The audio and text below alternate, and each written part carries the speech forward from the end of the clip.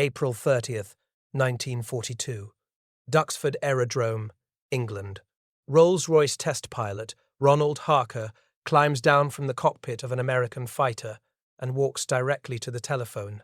His hands are still shaking, not from fear, but from excitement. The aircraft he's just flown, designated Mustang Mark I by the Royal Air Force, has just executed maneuvers that should be impossible for its performance specifications. Below 15,000 feet, it outperforms every fighter in the European theatre. The airframe is, in Harker's professional assessment, perfect. But above 15,000 feet, where the war is actually being fought, the Allison engine gasps for air, like a drowning man. The aircraft becomes a liability, a death sentence. Harker's report to Rolls-Royce contains 4 words that will change the course of the air war. Put a Merlin in it. It's an engineering detective story, a tale of British desperation meeting American industrial genius, of bureaucratic resistance overcome by individual courage, of an engine swap so controversial that senior officers on both sides of the Atlantic fought to prevent it. Within 18 months, that swap would create the finest fighter aircraft of World War II, a machine that would escort bombers to Berlin and back, break the Luftwaffe's spine, and prove that great weapons systems are born not from initial genius, but from the willingness to recognize failure and fix it. This is the story of how the P-51 Mustang almost never happened. Spring 1940. The British Purchasing Commission arrives in California with a problem that borders on desperation. France is collapsing. The Luftwaffe has demonstrated in Spain and Poland that air superiority wins modern wars. Britain's Hurricane and Spitfire production lines are running flat out, but the mathematics are brutal. Even at maximum output, Britain cannot build fighters fast enough to replace combat losses and expand the RAF to the size needed for the coming battle. The Commission approaches North American Aviation, a company that has never built a fighter aircraft. They're looking for someone, anyone, who can manufacture Curtiss P-40 Warhawks under license.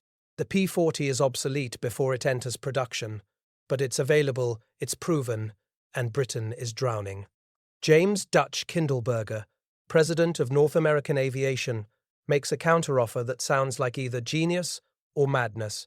We can design you a better fighter, from scratch, in 120 days. The British negotiators exchange glances. 120 days. Most aircraft development programs take 3 to 5 years.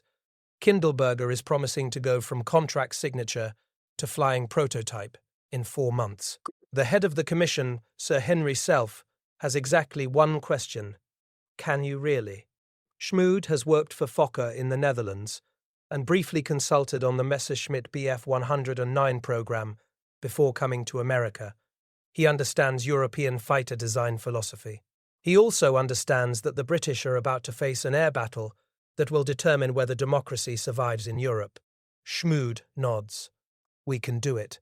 On May 29, 1940, the same day British and French forces are being evacuated from Dunkirk, North American Aviation signs a contract for 320 fighters. The aircraft doesn't exist. It doesn't even have a name. The British will call it Mustang. Schmood has 117 days left. What follows is a compressed development program that violates every rule of aircraft design. Schmood's team works in shifts around the clock. They don't have time for the traditional sequence: design, wind tunnel testing, modification, prototype construction. They do everything simultaneously. While draftsmen draw the forward fuselage, machinists are cutting metal for the wing spars. While the wing is being assembled, engineers are calculating the center of gravity based on projected weights of components that haven't been built yet. Schmood makes design choices that are radical for 1940. The wing uses a laminar flow airfoil, a design so new that the aerodynamic data barely exists. Conventional wisdom says fighter wings should be thick to provide strength and fuel capacity. Schmood's wing is thin, shaped to minimize drag by keeping air flowing smoothly over the surface, instead of breaking into turbulence. On paper, it should reduce drag by 30% compared to conventional designs. On paper, No one has actually built a fighter with this wing before. The engine cooling system defies convention. Traditional fighters use a radiator in the nose, directly behind the propeller, where it creates massive drag. Schmood puts the radiator under the fuselage, in a carefully shaped duct that uses the heat from the engine to accelerate the airflow. The heated air exits faster than it entered, creating a tiny amount of thrust that partially offsets the radiator's drag. It's called the Meredith effect, and in 1940, it's pure theory. Schmood is betting the entire aircraft design on theory. October 26, 1940. Exactly 117 days after contract signature, test pilot Vance Breese lifts the prototype off the runway at Mines Field, Los Angeles. The aircraft that will become the P-51 Mustang flies for the first time. The laminar flow wing works. The cooling system works. The aircraft is 50 miles per hour faster than the P-40 it was meant to replace. But there's a problem embedded in this success, a problem that won't become obvious until the aircraft faces combat conditions over Europe. Schmood's design is brilliant, but it's wrapped around an Allison V1710 engine, because that's what's available in America. The Allison is a superb engine at sea level. It's powerful, reliable, and smooth, but it uses a single-stage, single-speed supercharger, essentially a mechanically driven air compressor that forces more air into the engine at altitude. At 15,000 feet, where the air is thin, the Allison's supercharger struggles. At 20,000 feet, it gasps. At 25,000 feet, where Luftwaffe fighters cruise comfortably, the Allison-powered Mustang becomes dangerously underpowered. The sleek airframe might as well be pulling a parachute. In the spring of 1941, the first production Mustangs arrive in Britain. RAF pilots are impressed by the aircraft's handling, its range, and its low-altitude performance. One pilot reports that below 15,000 feet, the Mustang is the finest fighter I've ever flown. But the air war over Europe isn't fought below 15,000 feet anymore. Heavy bombers, the B-17s and B-24s, that will carry the strategic bombing campaign to Germany, operate between 2,000 and 30,000 feet, where the air is cold and thin and the Allison engine suffocates. The RAF assigns Mustangs to Army Cooperation Command, low-altitude reconnaissance, and ground attack. It's a secondary role for what appears to be a secondary aircraft. The sleek fighter that Schmood designed for air superiority spends 1941 and early 1942 photographing French beaches and shooting up railway stations.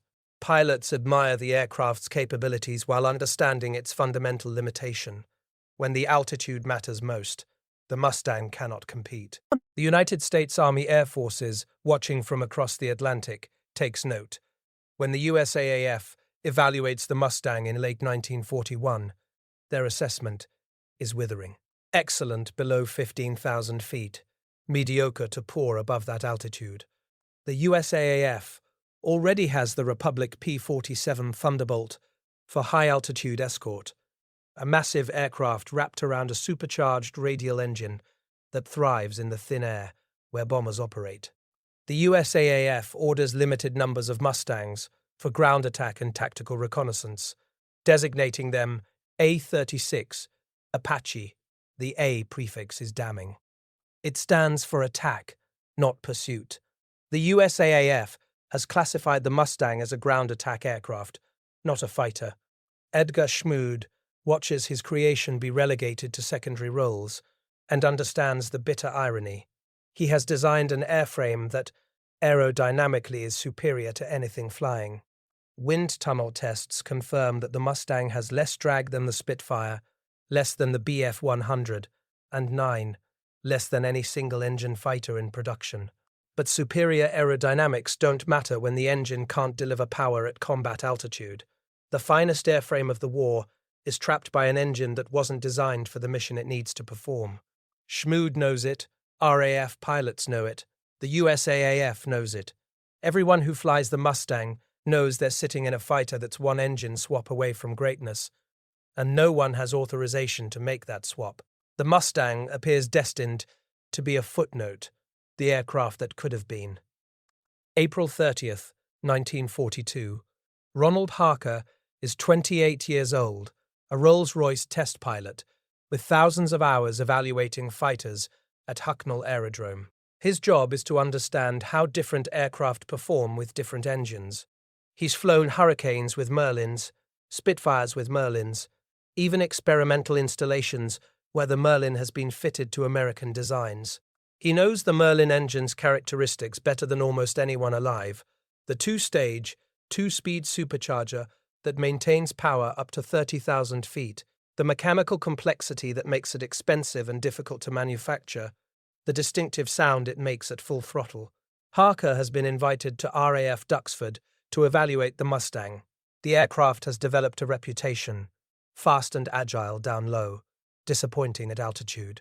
The RAF wants Rolls-Royce's assessment: is this airframe worth investing in, or should Britain focus its limited resources on Spitfire production? Harker walks around the Mustang before his test flight, running his hand along the wing's smooth surface. The metal skin is flush riveted, with each rivet head filed down to create an almost seamless surface. It's a manufacturing technique that's expensive and time-consuming, but it's evidence that North American aviation understands drag reduction. The wing is thinner than a Spitfire's, the fuselage more streamlined. Harker has read the performance reports: 390 miles per hour at 13,000 feet. That's Spitfire MKV performance. But above 15,000 feet, the numbers drop off sharply. He climbs into the cockpit and starts the Allison engine. Taxi. Takeoff. The acceleration surprises him. The Mustang is light compared to a Spitfire, and it leaps off the runway. He climbs to 5,000 feet and begins the evaluation sequence: rolling maneuvers, loops, high-speed dives.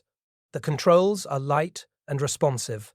The visibility through the bubble canopy is exceptional, far better than the Spitfire's greenhouse canopy with its structural bars. At 10,000 feet, Harker pushes the throttle to combat power and executes a series of hard turns. The Mustang responds instantly, pulling tight circles with no tendency to snap or stall. He checks the airspeed: 380 miles per hour in level flight. This is faster than a Spitfire MKV at the same altitude and power setting. Then he climbs to 20,000 feet, and the performance collapses.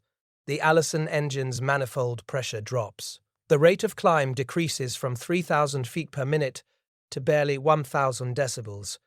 At 25,000 feet, the aircraft feels sluggish, heavy. Harker tries the same turning maneuver he performed at 10,000 feet, and the Mustang wallows through it, bleeding energy. A Spitfire at this altitude would be pulling tight circles. The Mustang struggles.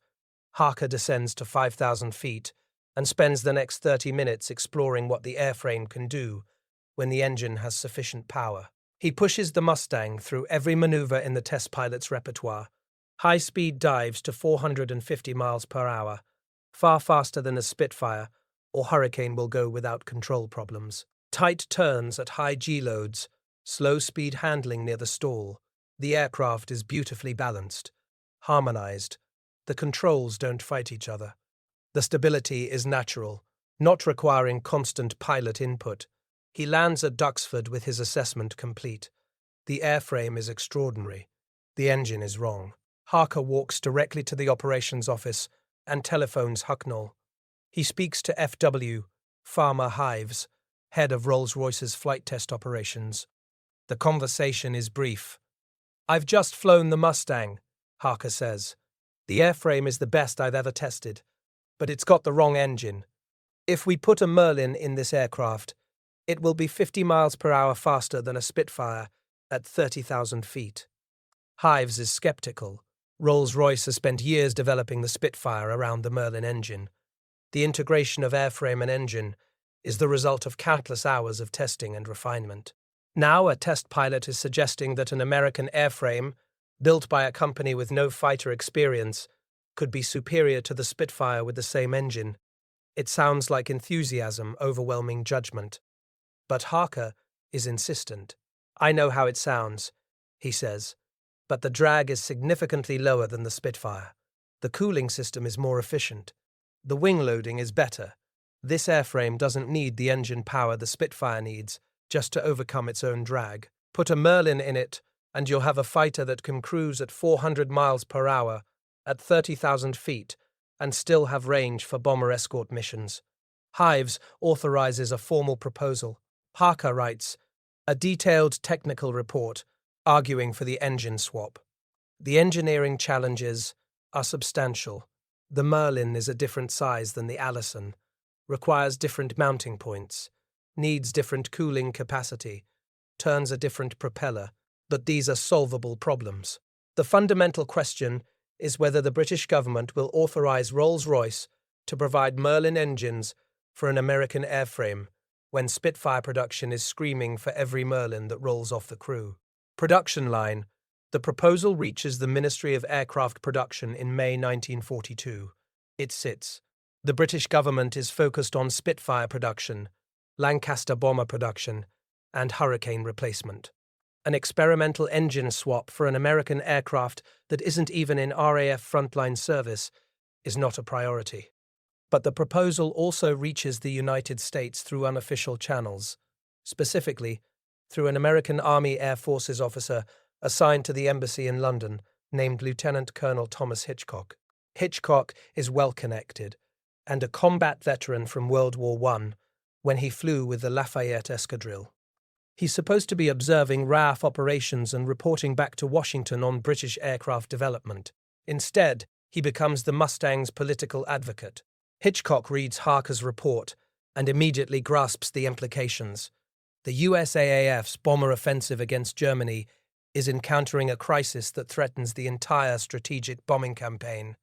B-17s and B-24s are suffering catastrophic losses over Germany because no American fighter can escort them all the way to the target and back.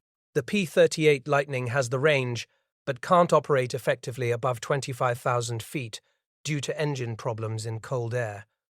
The P-47 Thunderbolt has the altitude performance but burns fuel so rapidly that its combat radius is barely 200 miles, enough to reach the German border, not enough to reach Berlin.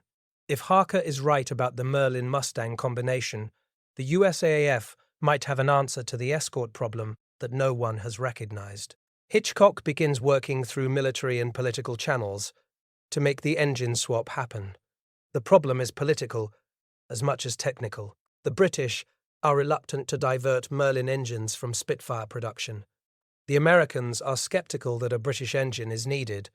The USAAF has already committed to the P-47 and P-38, and adding a third fighter type with a foreign engine creates logistics problems. Why would the United States want to be dependent on British engine production when war is raging across two oceans? Hitchcock's solution is elegant and solves multiple problems simultaneously. He pushes for the Packard Motor Car Company to manufacture the Merlin under license in the United States. Packard has excess manufacturing capacity as civilian car production shuts down for the war effort. Packard's engineers are skilled at precision manufacturing. Building car engines requires tolerances similar to aircraft engines. If Packard can produce Merlins in Detroit, the supply problem disappears. Rolls-Royce agrees to license the Merlin to Packard in May 1942, but this is technology transfer on an unprecedented scale during wartime. The Merlin is not one component, it's thousands of components, each machined to precise specifications, each requiring specific metallurgy. British engineering drawings use imperial measurements, but different standards than American imperial measurements. A British 0.001-inch tolerance might be specified differently than an American one. Thread standards differ. Material specifications differ. Every drawing must be translated, converted, and verified. Packard assigns 300 engineers to the Merlin program. They receive complete sets of Rolls-Royce engineering drawings, 40,000 individual sheets, and begin the conversion process. British engineers travel to Detroit to work alongside Packard's team. They bring sample components, machined in Britain, so Packard can verify their manufacturing processes, produce identical results. The first Packard-built Merlin, designated V1650, runs on the test stand in August 1942. It produces identical power to the British version. Packard begins scaling up production, planning for 400 engines per month initially, with capacity to expand to 2,000 per month by late 1943. While Packard solves the engine supply problem, North American aviation faces the engineering challenge of actually installing the Merlin in the Mustang airframe. The project is assigned to North American's chief engineer, Edgar Schmude, who designed the original Mustang. Schmude understands immediately that this is not a simple swap. The Merlin is a different weight than the Allison, mounted at a different angle with a different propeller shaft centerline. Installing it will shift the aircraft's center of gravity, requiring redesign of the engine mounts, possibly relocation of other components to maintain balance. The cooling system requires complete redesign. The Merlin produces more heat than the Allison, particularly at high power settings. The radiator under the fuselage, Schmude's elegant Meredith effect design, must be enlarged without destroying the airframe's low-drag characteristics. Schmude's team calculates that the radiator area must increase by 30%. They redesign the fairing, extending it slightly and reshaping it to maintain smooth airflow. The propeller is perhaps the most critical change. The Allison turned a relatively small diameter propeller at high RPM.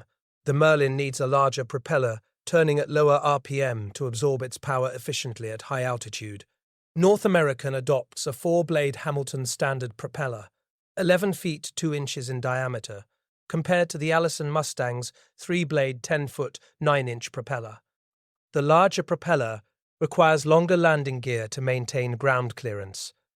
Another cascade of engineering changes. By late summer 1942, North American has 2 Merlin engines from Packard and authorization to convert 2 Mustang airframes to the new configuration. The aircraft are designated XP-51BX for experimental B for the second major variant. The first XP-51B is ready for flight testing in October 1942. Test pilot Robert Chilton makes the first flight on October 30, 1942. He climbs to 20,000 feet and advances the throttle to maximum continuous power. The Merlin's supercharger kicks to high gear. The manifold pressure stabilizes at 61 inches. The Allison could barely maintain 40 inches at this altitude.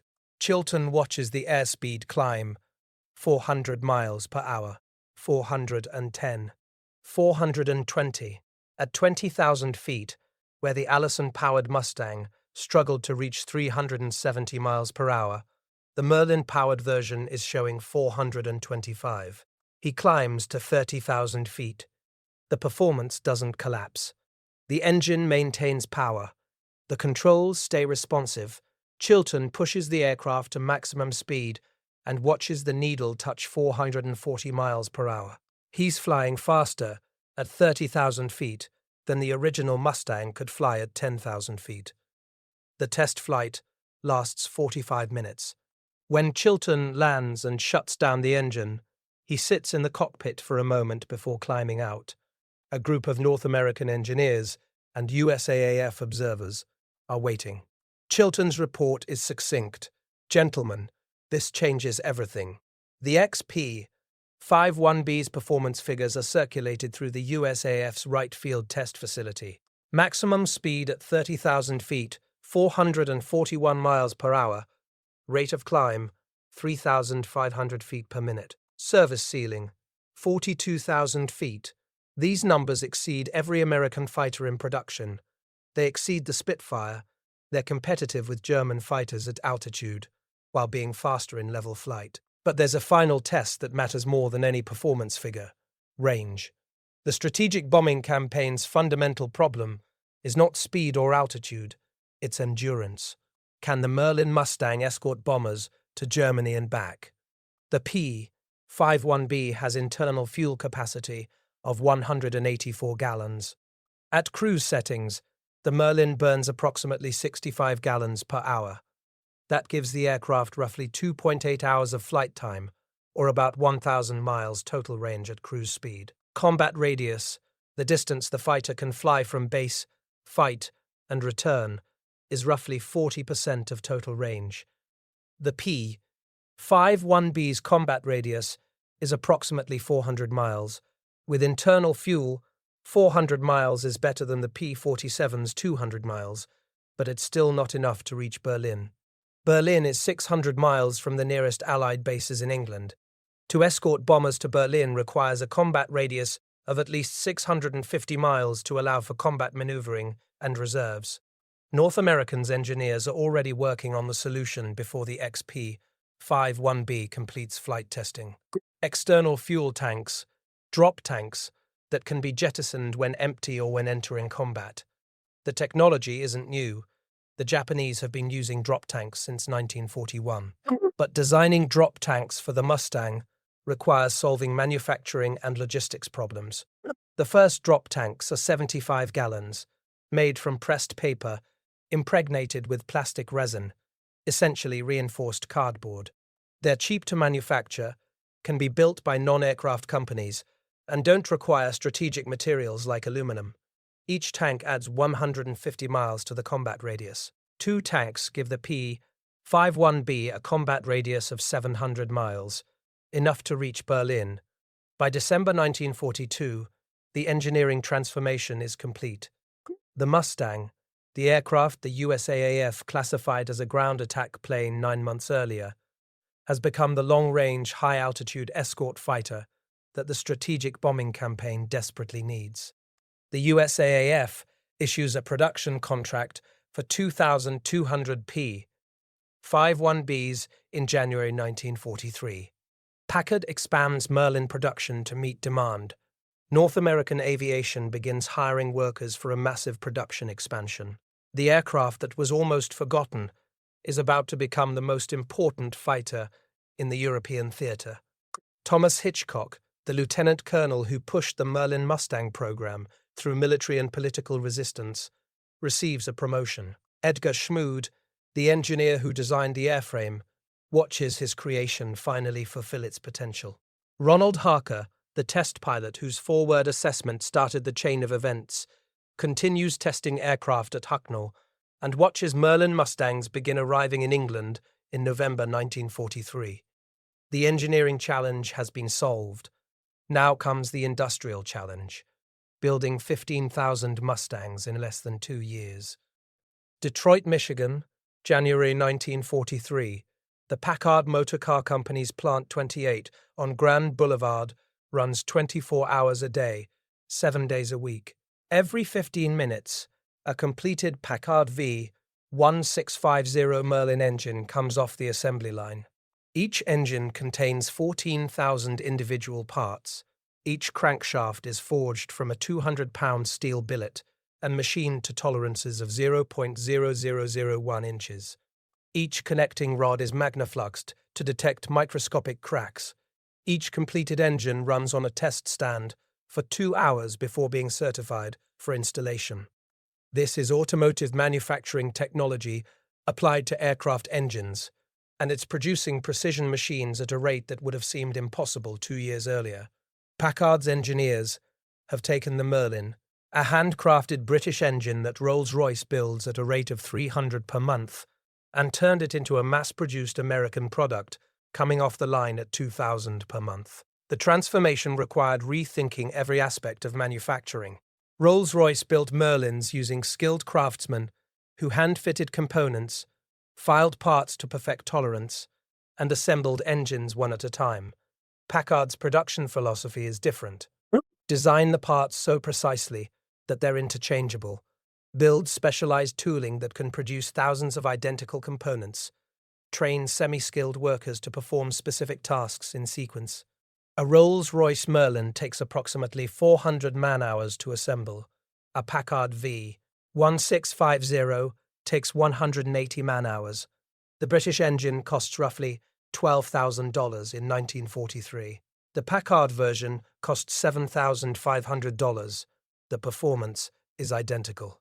This manufacturing philosophy, precision through tooling rather than through craftsmanship, is the American advantage that's being applied across every weapons system in the war. But it creates friction with British observers who visit Packard's plant and watch women workers with a few weeks of training assembling engines that British craftsmen with decades of experience build by hand. The British worry about quality. Packard proves quality through testing. Every engine runs on the test stand. Every component is measured, and the defect rate is actually lower than Rolls-Royce's. The engine supply secured. North American aviation faces its own manufacturing challenge. The USAAF contract for 2,200 P-51Bs must be delivered by the end of 1943, less than 12 months. That's 200 aircraft per month, more than triple North American's current production rate for the Allison-powered A36 version. North American operates two manufacturing facilities, the original plant in Inglewood, California, and a new facility in Dallas, Texas, that opened in 1942. The company president, Dutch Kindleberger, assigns the P-51B program to both plants and begins a hiring campaign that will increase the workforce from 12,000 to 42,000 workers in 6 months. The challenge is not just scale, it's skill. Aircraft manufacturing in 1943 requires workers who can rivet aluminum skins without denting the metal, who can read complex blueprint dimensions, who can drill holes in precise locations on curved surfaces. North America needs thousands of these workers immediately, and they don't exist.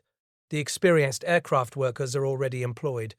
Kindleberger's solution is to break down aircraft assembly into simple, repetitive tasks and train workers to perform one task perfectly. A worker doesn't need to understand the entire aircraft to drill rivet holes in a wing spar. They need to understand how to position the drill guide, how to measure depth, how to verify the hole is perpendicular. North American creates training programs lasting 2 to 4 weeks, long enough to master one specific skill, short enough to get workers on the production line quickly. The majority of new workers are women. Rosie the Riveter is not a propaganda fiction, she's the reality of wartime manufacturing. By late 1943, 60% of North Americans' workforce is female. They operate rivet guns, install hydraulic systems, assemble flight control linkages, and wire electrical systems. The work requires precision and attention to detail more than physical strength, and North Americans' managers discover that women workers often achieve lower defect rates than the men they replace. The assembly process is redesigned around principles borrowed from automotive manufacturing. Instead of building an aircraft in one location with workers moving around it, the aircraft moves through the factory on a production line. At each station, a team performs specific tasks: install the main wing spar, attach the skin panels, install the fuel tanks, run the hydraulic lines. The aircraft moves to the next station every 4 hours. Edgar Schmood's original design decisions prove critical to mass production.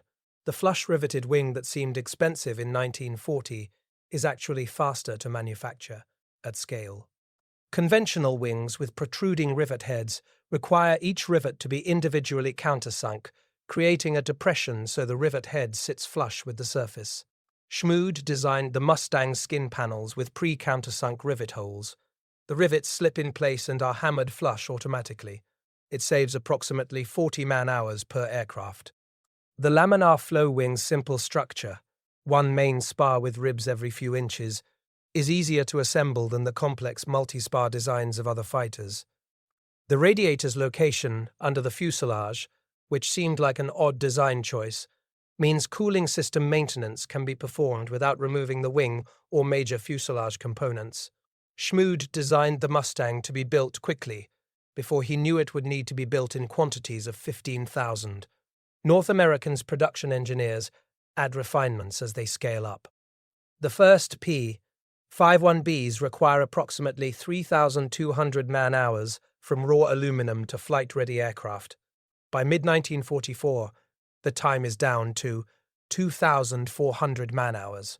By 1945, it's 1,800 man-hours, a 44% reduction through manufacturing process improvement alone. But raw assembly time doesn't capture the complete manufacturing challenge.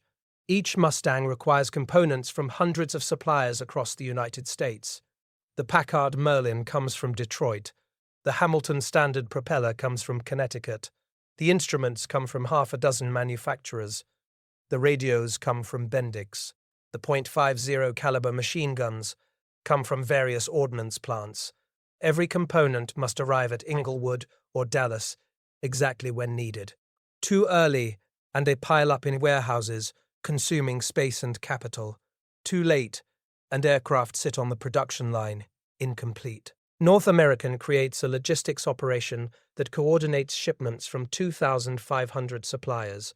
Railway schedules are negotiated months in advance.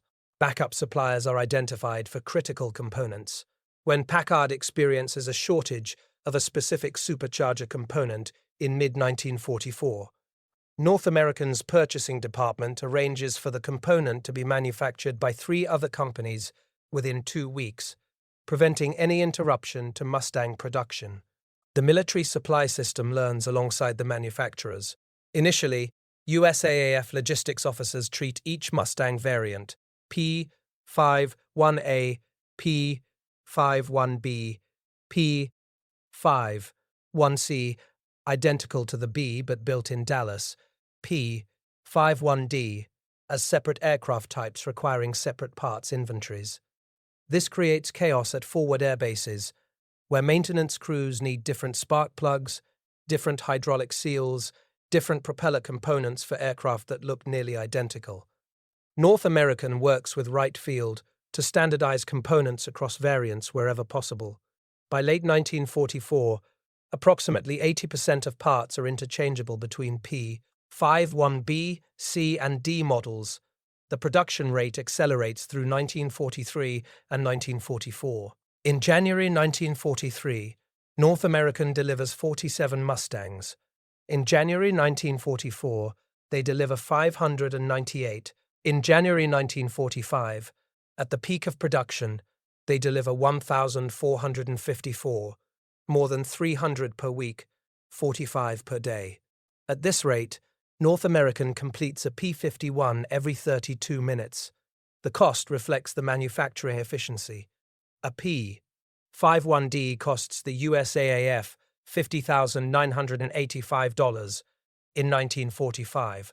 A P-47D costs $83,000. A P-38L costs $97,000. The Mustang is 40% cheaper than the Thunderbolt, nearly 50% cheaper than the Lightning. For the price of 190 P-38s, the USAAF can buy 190 P-51s, but the price comparison misses the deeper strategic advantage. The Mustang uses 1 engine. The P-38 uses 2. Each Mustang requires 1 Packard Merlin. Each P-38 requires 2 Allison engines. The Mustang uses 4.50 caliber machine guns. P-51D version uses 6. The P-47 uses 8. At a time when every industrial resource is constrained, when aluminum production, engine manufacturing capacity, and machine gun output all limit how many aircraft can be built, the Mustang requires fewer strategic resources per airframe. The USAAF's logistics officers realize in mid-1944 that they can build roughly 2 Mustangs for every 1 Thunderbolt, using the same industrial capacity. They can deploy Mustang groups to England using half the shipping space required for Thunderbolt groups. They can sustain operations with fewer spare parts, less ammunition, and fewer support personnel. While North American solves the airframe production challenge, the development of drop tanks continues in parallel. The original 75-gallon paper tanks prove problematic. They sometimes fail to feed fuel properly at high altitude, and they occasionally disintegrate in flight due to the aerodynamic loads. North American tests various designs: metal tanks, too expensive and heavy; reinforced paper tanks, better but still unreliable; and finally settles on a 108-gallon pressed paper tank with improved resin impregnation and reinforced mounting points. The 108-gallon tanks enter production in March 1944. Each tank costs approximately $15 to manufacture and is considered disposable, jettisoned before combat or when empty. This seems wasteful until the cost analysis is complete. extending a Mustang's combat radius from 400 to 750 miles with a $30 accessory, 2 tanks, is extraordinarily cost-effective compared to building a larger aircraft with greater internal fuel capacity. The drop tank manufacturing itself becomes a massive undertaking. By summer 1944, the USAAF is consuming 50,000 drop tanks per month. They're manufactured by paper companies, cardboard manufacturers, and converted civilian factories. A furniture factory in Grand Rapids, Michigan, that made dining room tables before the war is producing 1,000 drop tanks per week. By May 1944, the entire production and logistics system is operating at peak efficiency. North American is delivering more than 400 Mustangs per month. Packard is producing 2,000 Merlin engines per month, with substantial surplus going to Britain for Spitfire and Lancaster production. Drop tank production exceeds demand. The supply chain from raw materials to operational aircraft in England takes approximately 90 days. 30 days for manufacturing, 30 days for shipping across the Atlantic, avoiding U-boat concentrations, and 30 days for assembly at depot facilities in England and pilot transition training. The 8th Air Force in England begins receiving P-51Bs in quantity in December 1943. By March 1944, they have 6 Mustang groups operational. By D-Day in June 1944, they have 15. By December 1944, 20 groups, more than 1,400 aircraft. The P-51D variant, entering production in early 1944, adds refinements based on combat experience. A bubble canopy for better visibility, 6.50 caliber guns instead of 4, improved gun sight, and a slightly more powerful version of the Merlin producing 1695 horsepower. The production transition from P-51B to P-51D happens without reducing monthly delivery totals. North American phases in the changes across several weeks, building hybrid aircraft while workers learn the new assembly procedures. Combat pilots begin receiving Mustangs faster than training programs can prepare them. The USAAF's fighter transition schools add P-51 training courses and compress the curriculum from 6 weeks to 4. Experienced P-47 and P-38 pilots convert to Mustangs in as little as 2 weeks. Check-out flights, formation practice, gunnery range time, then assignment to combat units. The manufacturing miracle isn't just the quantity, it's the speed of the entire cycle from design change to combat implementation. When 8th Air Force fighter groups report that the P-51B's 4 guns occasionally jam simultaneously, leaving the aircraft defenseless, North American's engineers identify the problem: ammunition feed issues due to G-forces during hard maneuvers. Design a solution: modified ammunition boxes and feed chutes, test the fix, and implement it in production within 6 weeks. The improved components are shipped to England as retrofit kits. Within 3 months of the problem being identified in combat, every Mustang in England has the fix. Compare this to peacetime aircraft development, where design changes take years to implement. The Mustang program operates on a different timescale. Problem identified Tuesday, engineering meeting Wednesday, solution designed by Friday, prototype tested next week, production implementation within a month, combat feedback loop measured in weeks, not years. This compressed development cycle is possible because North American maintains engineering teams at the manufacturing plants, because the USAAF stations technical representatives at combat bases who file detailed reports, and because there's institutional willingness to make changes rapidly. The Mustang that rolls off the production line in December 1944 has more than 200 engineering changes compared to the aircraft built in December 1943. Yet, they're considered the same model designation because the changes are evolutionary, not revolutionary. The final production total tells the story: 15,586 Mustangs built between 1943 and 1945. More than 8,000 go to the 8th Air Force in England. Another 3,000 equip 9th Air Force Tactical Air Forces. The remainder deploy to the Mediterranean, the Pacific and training commands. At peak inventory, in early 1945, the USAAF operates more than 5,500 Mustangs simultaneously, more than the total production run of the Spitfire's most produced variant. The aircraft that was almost cancelled in 1942 has become America's primary single-engine fighter.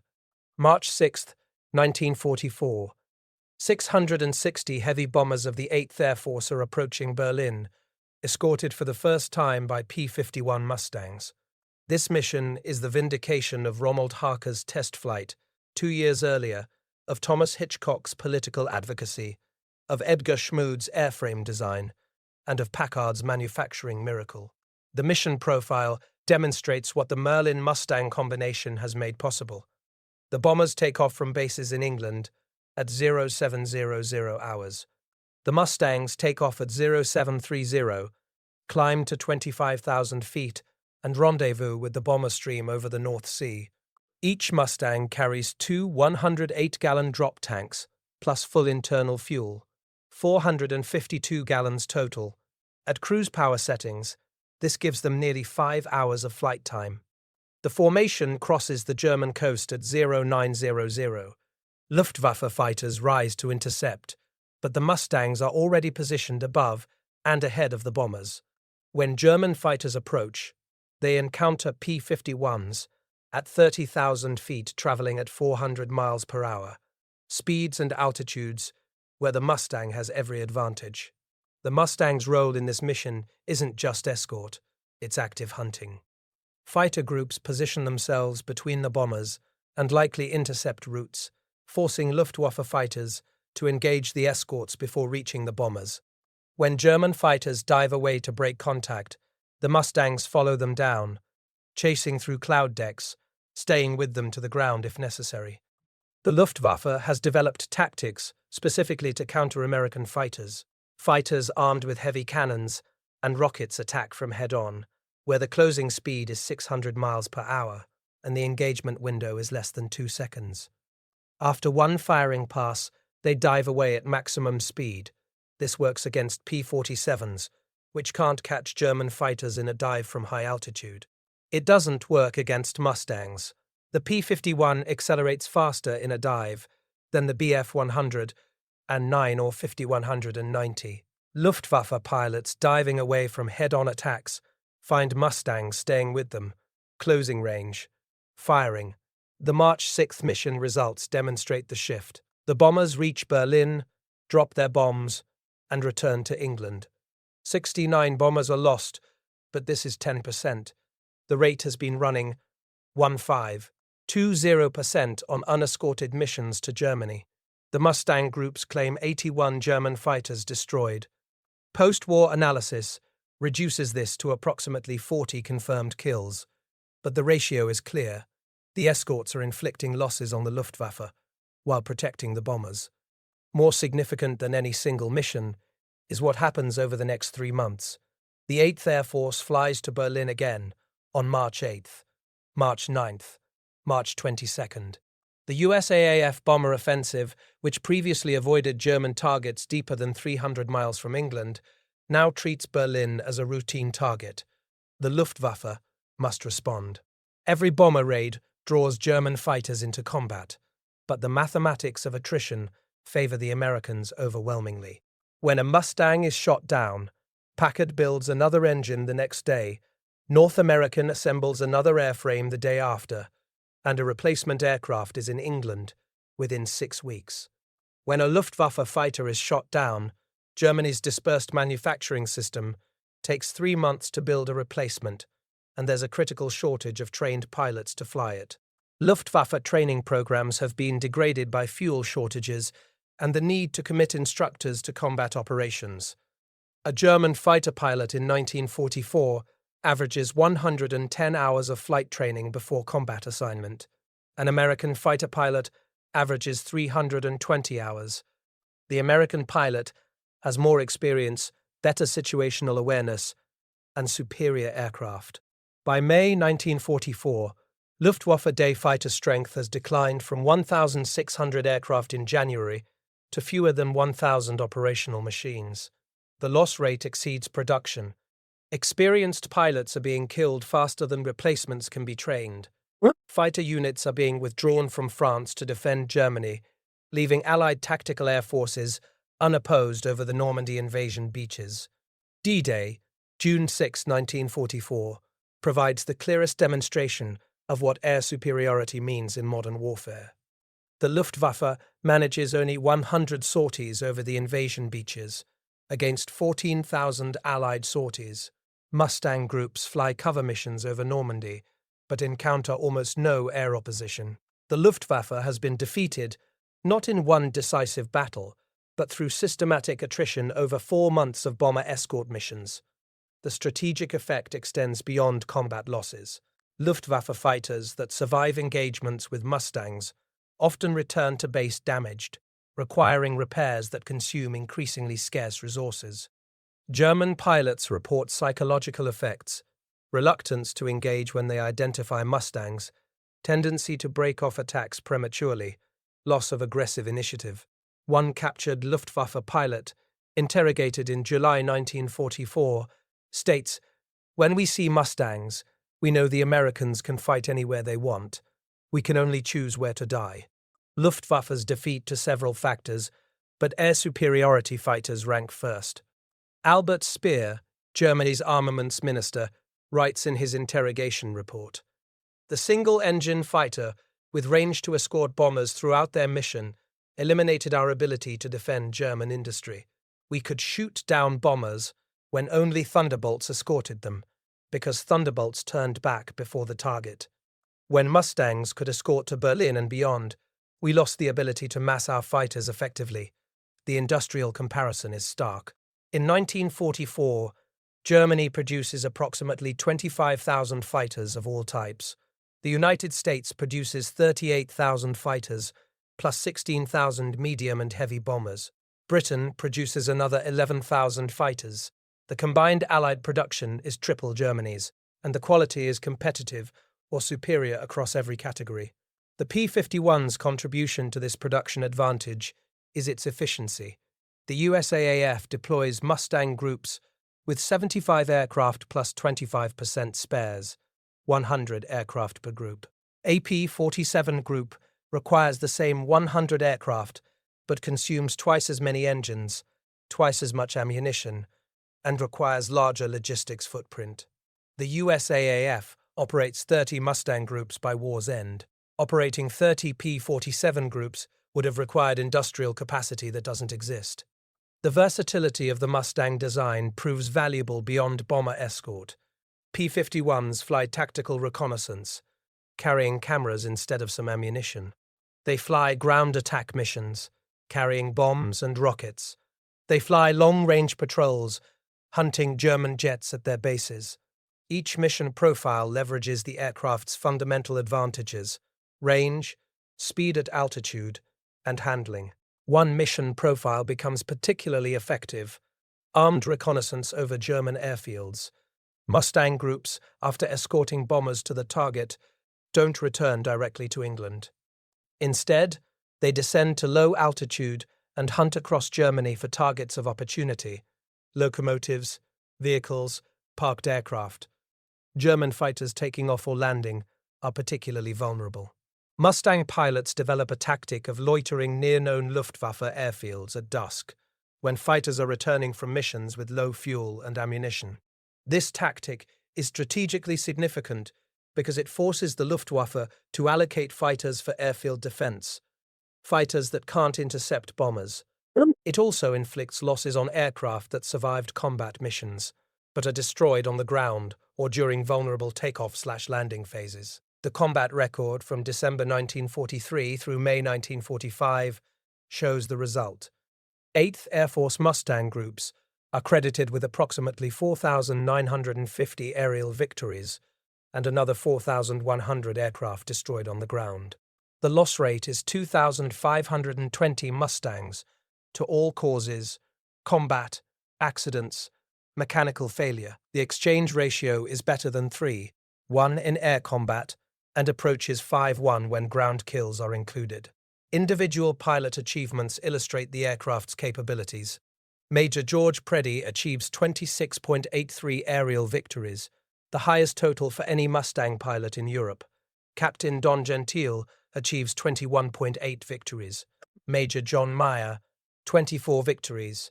These totals are achieved in 1824 months of combat operations, demonstrating that skilled pilots in capable aircraft can achieve dominance. But the statistical achievements of top aces matter less than the aggregate effect across all pilots. The average Mustang pilot doesn't become an ace. He flies 50 combat missions, engages German fighters a dozen times, achieves 1 or 2 victories, and survives to go home. His contribution to air superiority isn't measured in kills but in area denial. Every mission he flies prevents the Luftwaffe from operating freely. The combat record also validates specific design decisions.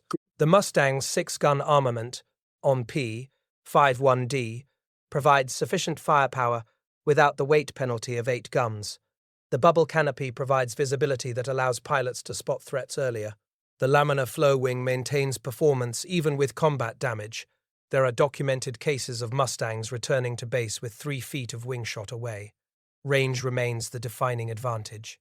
In April 1945, Mustang groups escort bombers on missions exceeding 1,600 miles round trip, from England to targets in Czechoslovakia and Austria. No other single-engine fighter can match this endurance. The P-47, with drop tanks, can reach 600 miles. The Spitfire can barely manage 400 miles. The Mustang operates at distances that should require twin-engine aircraft, but it does so with the handling and performance of a pure fighter. The cost in human terms is significant, but sustainable. The 8th Air Force loses approximately 2,200 Mustang pilots killed in action or missing.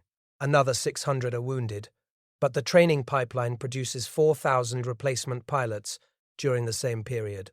The loss rate is 3% per mission, high enough to create psychological stress, low enough that pilots believe they can survive a combat tour. German pilot losses are catastrophic. The Luftwaffe loses approximately 13,000 pilots killed in action during 1944, 945 in the Western Theatre. The training system collapses completely by early 1945. Replacement pilots arrive at combat units with 50-60 hours of flight time, sometimes without gunnery training. They're shot down on their first or second missions by American pilots with 300-plus hours of training and months of combat experience. By March 1945, the Luftwaffe's day fighter force is effectively destroyed as a strategic entity. Germany still operates fighters, but they cannot mass in sufficient numbers to affect bomber operations. Mission planners in England schedule raids without serious concern about fighter opposition. The question isn't whether bombers can reach the target, it's whether the target is worth bombing. May 1945, Germany surrenders. The 8th Air Force conducts final aerial review missions over England, formations of hundreds of aircraft flying in precise patterns. Among them are Mustang groups that have flown together for 18 months, pilots who converted from other fighters in late 1943 and flew the Mustang through the end of the war. The timing of the Mustang's development and deployment proves critical to the war's outcome. The aircraft reached operational status in December 1943, 6 months before the Normandy invasion, 18 months before Germany's surrender. This timing was not inevitable. It resulted from specific decisions by specific individuals, any of whom could have made different choices.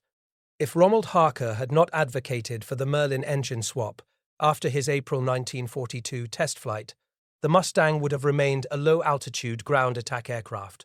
The USAAF would have continued bomber escort missions with P-47s and P-38s, accepting higher bomber losses and shorter range as unavoidable constraints. The strategic bombing campaign would have been less effective, possibly ineffective. If Thomas Hitchcock had not pushed the Merlin Mustang program through military and political bureaucracy, the engine swap might have remained a British experiment with limited production. The USAAF was committed to the P-47 and P-38. Adding a third fighter type with a foreign engine created logistics complications that senior officers preferred to avoid. Hitchcock's advocacy came from his position as a relatively junior officer, lieutenant colonel, with no direct authority over procurement. He succeeded through persistence and by building coalitions among officers who understood the bomber escort crisis. If Packard Motor Car Company had not successfully manufactured the Merlin under license, the engine supply would have remained a constraint. Rolls-Royce could not produce enough Merlins for both British and American needs. The Merlin Mustang would have been limited to a few squadrons, possibly assigned to specific high-priority missions, but not available as a general-purpose escort fighter. If North American aviation had not solved the manufacturing challenges of mass-producing Mustangs at 400-plus aircraft per month, the aircraft would have remained rare regardless of its capabilities. Quality aircraft in limited quantities don't win wars. The Luftwaffe operated several excellent fighter designs in 1944, 1945, but they couldn't build enough of them to matter strategically. Each of these conditional statements represents a decision point where the Mustang program could have failed or been abandoned. The aircraft that emerged in 1944 was not the result of a single brilliant design. It was the result of iterative problem-solving by multiple organizations working under wartime pressure. This iterative development process contradicts the popular narrative of weapons development, where a genius designer creates a perfect weapon that dominates the battlefield. The Mustang's development was messy. The original design used the wrong engine. The USAAF didn't initially want it. The British used it for secondary missions. The transformation from mediocre ground attack aircraft to war-winning escort fighter required a test pilot to recognize potential, engineers to solve technical problems, industrialists to scale production, and military officers to overcome bureaucratic resistance. Post-war assessments by German aviation officials consistently identify the Mustang as the Allied fighter that most affected German defensive capabilities. Hermann Göring, commander of the Luftwaffe, reportedly stated when he first saw Mustangs over Berlin, "When I saw those Mustangs over Berlin, I knew the jig was up." Whether Göring actually said this is disputed, but the sentiment reflects German recognition that long-range escort fighters eliminated the Luftwaffe's defensive advantages. Adolf Galland, German fighter commander, writes in his post-war memoir, "The appearance of Mustangs over Germany meant the end of effective fighter defense. We could accept losses when escort fighters turned back before the target. When escorts could follow bombers throughout the mission, we could not concentrate our forces effectively. Every interception became a battle against superior numbers at a disadvantage in altitude and position." The technical assessment from German engineers is equally telling. After the war, Messerschmitt engineers examined captured Mustangs and analyzed the design. Their report notes the laminar flow wing, the efficient cooling system, the clean aerodynamics. The conclusion: this aircraft achieves its performance not through exceptional engine power, but through minimal drag. The German design philosophy emphasizes engine power. The American philosophy emphasizes efficiency. At equal engine power, the Mustang will be faster because it wastes less energy overcoming drag. This represents a fundamental difference in design philosophy. German fighters, the Bf-109, Fw-190, are optimized for rate of climb and turning performance. They have thick wings for strength, lots of cooling drag, and heavy armament. They're superb in vertical maneuvering and short-range interception. But they're not efficient. They burn fuel rapidly and have limited range. The Mustang is optimized for cruise efficiency and range. The laminar flow wing reduces drag at cruise speeds. The cooling system is designed to minimize drag penalties. The internal fuel capacity is maximized. This makes the Mustang ideal for escort missions, where the aircraft must cruise for hours, then fight, then cruise home. It's less ideal for point defense, where climb rate and turn performance matter more than range. The British Spitfire represents a middle ground: better range than German fighters, better turn performance than the Mustang, but not exceptional in any category. The Spitfire is a good all-around fighter. The Mustang is a specialized tool optimized for a specific mission. When that mission, bomber escort, becomes the decisive mission of the air war, the specialized tool proves more valuable than the generalist. The cost analysis reinforces this conclusion. The USAAF spent approximately $800 million on Mustang procurement through 1945, 15,586 aircraft at approximately $51,000 each. This purchased air superiority over Germany by mid-1944. Compare this to the cost of the Manhattan Project, $2 billion, or the B-29 program, $3 billion. The Mustang program delivered decisive strategic effect at relatively modest cost. The legacy extends beyond World War II. The Mustang serves in combat through the Korean War, where its ground attack capabilities prove valuable. The basic design, low-drag airframe, liquid-cooled engine, internal fuel capacity, influences post-war fighter development. The F-86 Sabre, America's first successful jet fighter, incorporates design philosophy learned from the Mustang. Keep the drag low, maximize internal fuel, design for range as well as performance. In museums today, P-51 Mustangs are displayed as examples of Allied air power. The National Museum of the United States Air Force displays a P-51D with mission markings from the 357th Fighter Group. The Imperial War Museum, Duxford, where Ronald Harker first flew the Mustang in April 1942, displays a restored Mustang in flying condition. Visitors look at the sleek airframe and read the performance statistics. 437 miles per hour maximum speed, 1,650-mile range, 41,000-foot ceiling. What's harder to display is the human story behind those statistics, the story of a test pilot who recognized potential that others missed, an engineer who designed an airframe without knowing what engine would power it, a military officer who fought bureaucracy to make a controversial program happen, a manufacturing company that scaled production from 0 to 400 aircraft per month in 18 months. The thousands of workers, many of them women with no prior industrial experience, who built 15,586 aircraft to tolerances of thousandths of an inch. The Mustang represents industrial democracy's advantage over authoritarian industrial systems. The aircraft emerged from collaboration between British and American organizations, from competition between different manufacturers pushing each other to improve, from willingness to recognize and fix mistakes rather than defend them. The Mustang program made hundreds of engineering changes during production because there was institutional flexibility to make changes. German programs tended to freeze designs early and resist modifications even when combat experience identified problems. The final irony is that the Mustang almost didn't happen. In April 1942, it was a failed design, an excellent airframe with an inadequate engine. In December 1942, it was still a skeptical experiment. The XP-51B prototype showed promise, but the USAAF had other priorities. In June 1943, it was a production commitment that many officers doubted would deliver results in time to matter. By March 1944, just 22 months after Harker's test flight, the Mustang was escorting bombers to Berlin.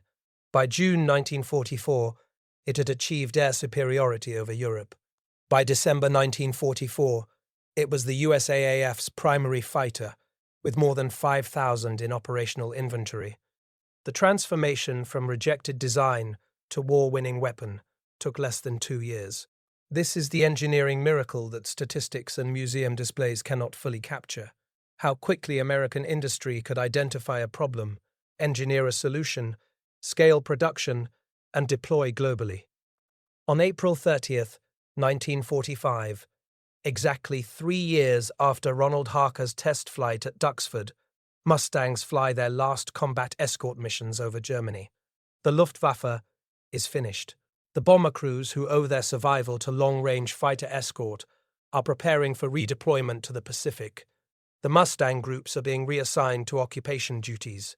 Ronald Harker is still a test pilot at Rolls-Royce, having flown more than 200 different aircraft types during the war. He never flies a Mustang in combat. His contribution was a 45-minute test flight and a forward assessment. Edgar Schmood continues as chief engineer at North American Aviation. already working on the next generation, jet fighters. Thomas Hitchcock dies in a training accident in England in April 1944, weeks after the Mustangs he advocated for begin escorting bombers to Berlin. He never sees the full vindication of his efforts. The Mustang they created, through engineering insight, political courage, and industrial execution, flies on. In 1945, it is the finest fighter aircraft in the world. It reached that status not through initial perfection, but through recognition that perfection requires change, the willingness to admit the Allison engine was wrong, the courage to advocate for a controversial solution, the engineering skill to make the engine swap work, the manufacturing capability to produce thousands of aircraft quickly. This is the story that matters. Not that America built a great fighter, but how America built a great fighter.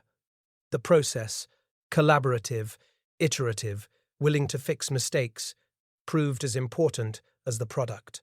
When museum visitors today look at the P-51 Mustang and read that it was one of the greatest fighters of World War II, they're seeing the end of the story. The beginning of the story was failure. The middle of the story was the hard work of making failure into success. The end of the story was 15,586 aircraft that changed the course of the air war. Remember Ronald Harker climbing down from that Mustang cockpit on April 30th, 1942. His test flight report contains performance data, handling assessments, and technical observations. But the 4 words that mattered were simple: put a Merlin in it. 3 years later, those 4 words had become 15,586 fighters, air superiority over Europe, and a fundamental shift in how air power shapes warfare. The thunder of Merlin engines over Germany started with a test pilot's insight. It became a manufacturing miracle. And it proved that the difference between a failed weapon and a war-winning weapon is often just the willingness to recognize what needs to change and the courage to change it.